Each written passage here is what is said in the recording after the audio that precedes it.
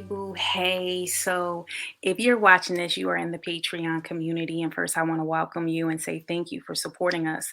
And you must be in the diamond. So, with you being in the diamond status, one of the things I want to do is start to provide some more coaching. And so, for me, as you guys know, I'm Janine. I'm the host of Intentional Queen podcast, but I'm also a certified life coach on growth mindset and self love. So, I thought about it now that we're in October and it's 2022, some different things that I wanted to coach on. And so what came to me was I wanted to coach today on boundaries and triggers. Okay. And so that'll be what I'll be doing.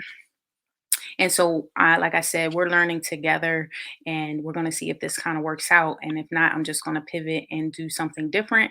But I feel like this is just a way for me to create that community for you guys and do it a little bit in a more smaller space. Okay. And give you little chunks, little tea to get you on without your day. So, this is our talk. Okay. And it's becoming comfortable being uncomfortable. But I also want to talk about the boundaries and triggers part. So, what is a boundary? A boundary is something that's for you. Boundaries are for you to protect you, to make sure that you are showing up for yourself. I feel sometimes as people pleasers, we have the tendency to do what other people want to do. And then when they don't do what we want them to do, we get resentful. So then we pull back. Now we're mad.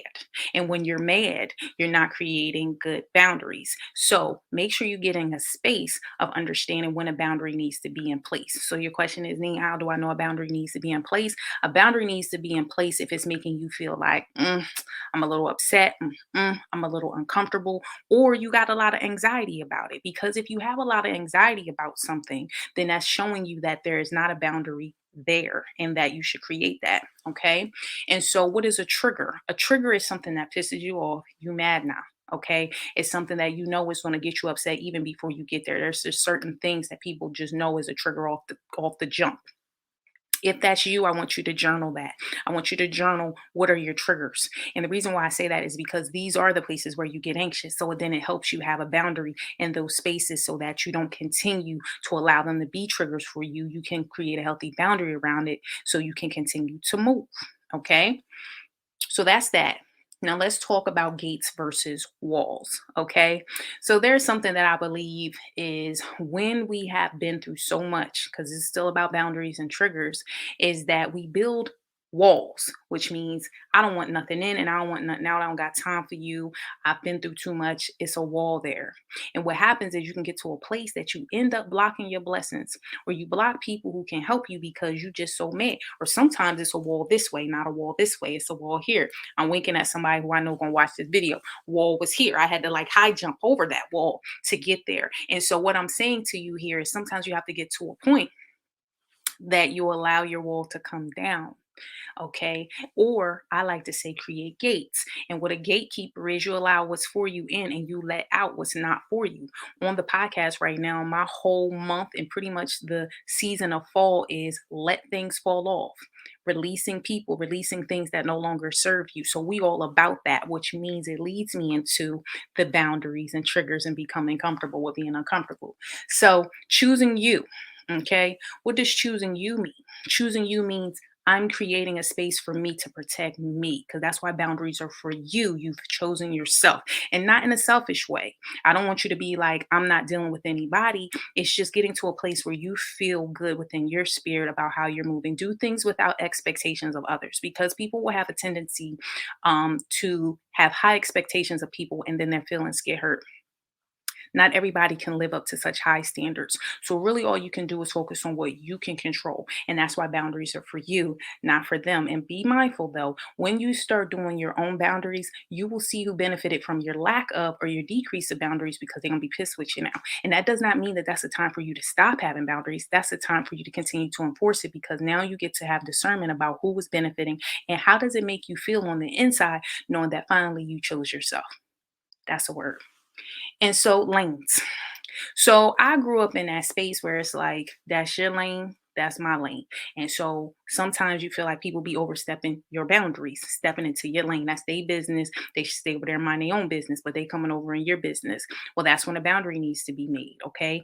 You have to create these boundaries because when you do that, that allows people to know what you're going to tolerate and what you're not. And so once you know what you're going to tolerate, which is knowing your triggers and creating boundaries there, then when the boundaries come and people come to try to hit your gate, you like, nah, you gotta be on the outside, or you be like, you know what, they respect my boundaries. I'm okay with dealing with them in this space. So that's choosing yourself and knowing the lanes, okay? And let them get mad. Ooh, oh, so I remember doing an Instagram post, and it talks about when people talk behind you because they're behind you. And so sometimes I feel like we want to run back and tell people about themselves because they have now offended you, and that's why it's a trigger. But really, what you have to realize is them being mad with you is on their issue, and so they'll have to deal with that. That is not for you to coddle. That's not for you to do anything. That's why I always talk about backpack, which comes from door to explore. Let them carry their own weight, because that's another thing that people do when they have lack of boundaries is they carry each other's weight and you become codependent. We done with that. Let people carry their own weight unless you have to or you choose to. But remember, it's like being on the airplane. You cannot survive, you don't put your own oxygen mask on before you put on somebody else's. Okay? And be careful of gaslighting. Okay? What is gaslighting? I say it's when they throw kerosene on you and they they pump you up and they know what's going to trigger you. It's like where they say throwing stones at glass houses, and you like, hold up, player. Are you throwing stones over here when your house is not right? So just be mindful of, like I said, people will become mad, and it's enforcing what makes you feel good, and get to a space of comfort of knowing that it's okay to be uncomfortable when you're first starting out. I also coach on, and I'm gonna shout out one of my clients right here, and it's, I tell you, think about what's going to happen before it happened. And I'll give her example here, which is she had a party or a friend that was having a birthday, and there's some things she didn't want to do.